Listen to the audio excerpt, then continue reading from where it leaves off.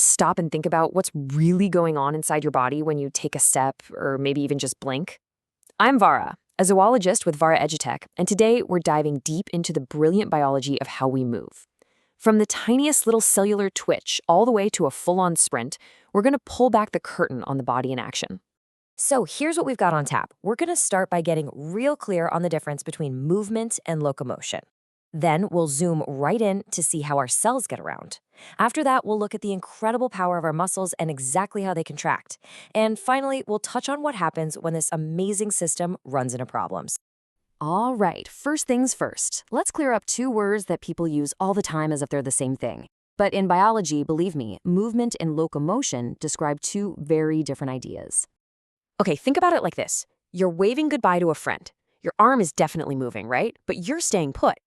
Now picture yourself actually walking away. Your whole body is changing its location. And that, right there, is the fundamental difference we're talking about. So here's the key takeaway. Movement is any change in the position of your body parts. Think about your jaw moving when you talk or your eyelids blinking. That's all movement. But locomotion, that's a specific type of voluntary movement where your entire body shifts from point A to point B. Walking, running, swimming, that kind of thing. And this quote just nails it, doesn't it? Locomotion is a type of movement for sure. But think about all the other crucial movements your body makes that aren't locomotion. Your heart beating, your lungs expanding and contracting, even your stomach churning after a meal. None of that is taking you anywhere, but it's all absolutely vital movement. Now that we've got the big picture, let's zoom way in, like to the microscopic level. Forget walking for a second. How do our individual cells get from place to place? And trust me, it's pretty wild. Okay, first up is what we call amoeboid movement. It's the sort of purposeful crawling motion where a cell sends out these temporary little projections called pseudopodia, which literally means false feet. It does this by pushing its internal goo, the protoplasm, forward. And yeah, this is how an amoeba moves, but it's also exactly how some of our own immune cells, like macrophages, hunt down pathogens inside our bodies. The other main type of cellular movement is ciliary movement. I want you to picture millions of tiny little hair-like things called cilia, all beating together in perfect rhythm. You find these lining organs like our trachea, where they act like a microscopic conveyor belt, creating a current that sweeps dust and junk out of our airways. They also gently guide an egg cell through the reproductive tract. It's just incredible coordination. All right, from the micro, let's go back to the macro. It's time to talk about the main engine of movement in complex animals like us, that powerful, highly specialized stuff we call muscle. This image here gives you a fantastic look at the structure. You see, a muscle is really a bundle of bundles. It's made of big bundles, which contain smaller bundles of muscle fibers, and if you could peek inside each one of those fibers, you'd find it's just packed with even smaller structures called myofibrils. It's this nested, rope-like design that gives muscle its amazing strength.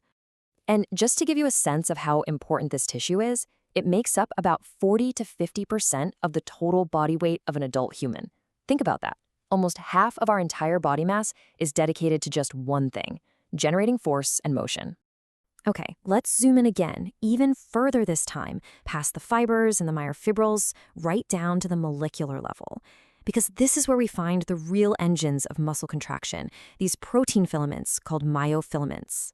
And it really all boils down to two key players.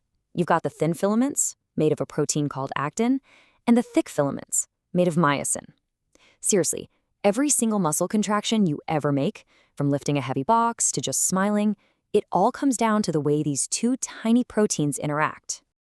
So we've got these actin and myosin filaments just hanging out.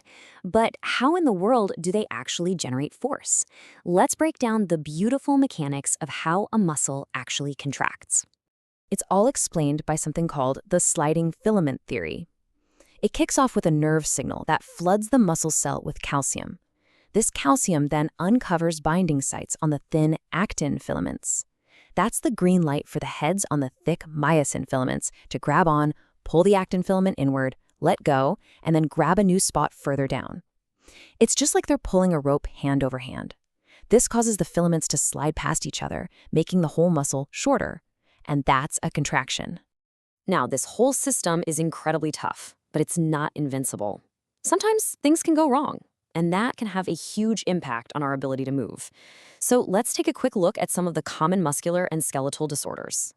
For example, with osteoporosis, bones become so weak and brittle that a simple fall could lead to a really bad fracture. Gout is a type of arthritis that's incredibly painful, caused by sharp little uric acid crystals building up in the joints. Myasthenia gravis is an autoimmune disorder, which means the body's own immune system starts attacking the communication links between nerves and muscles, causing severe fatigue. And muscular dystrophy is actually a group of genetic disorders where muscles just progressively get weaker and break down. Each of these really drives home how complex and sometimes fragile our system for movement really is. And that really brings us full circle, understanding how we move from that molecular dance of proteins all the way up to the coordinated action of our entire body. It's so much more than a biology lesson. It's the absolute key to finding better treatments for these awful disorders, to helping people recover from injuries faster, and who knows, it might even open up a whole universe of possibilities for the future of human health and performance. Thanks for joining me on this explainer.